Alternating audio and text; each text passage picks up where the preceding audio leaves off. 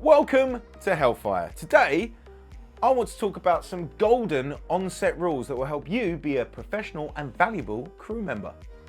First, never block a doorway. Doorways are choke points and gear needs to come in and out. Blocking a doorway can create unnecessary delays and frustration. This is especially important if you're a producer because it is in your nature to put things in doorways. We don't know why, you just do. Next, always say please and thank you. It's a simple gesture that can make a big difference, especially when things are rushed and tense. It's the grease that keeps the set from squeaking or exploding into 1,000 pieces. Another important rule is to ask where before you base your gear. Moving gear when you flip the room eats time. Assistant directors love to be consulted on this because it means you're a pro and they have one less person to worry about. When you're directing, it's helpful to hear, "May I make a suggestion?" This gives the director the opportunity to accept or decline the suggestion depending on the circumstances. On the other hand, saying, "You know what you should do," is not helpful and can be offensive to the director. Imagine that you're blind and you're trying to assemble a complicated machine.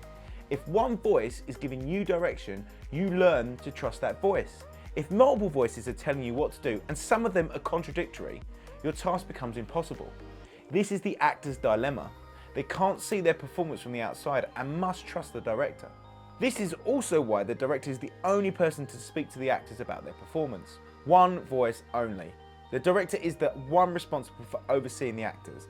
They must trust the director's vision, which is why the director is the only person who should speak to the actors about their performance. If an actor asks you what you thought of their performance, it's best to say, "I'm the wrong person to ask, I just work in the insert department that you work in here." This avoids the possibility of the actor using your feedback against the director or the production. Which leads me on to my next point. Only the director calls cut.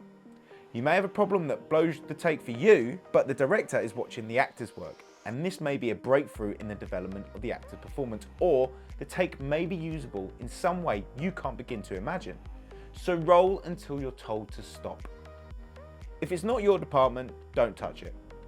If you're green and new in your department, ask before touching. Always ask. If you don't know where something is, ask. Don't waste your time trying to guess your way through it. If you don't know what something is, ask. Don't waste your time trying to guess your way through it.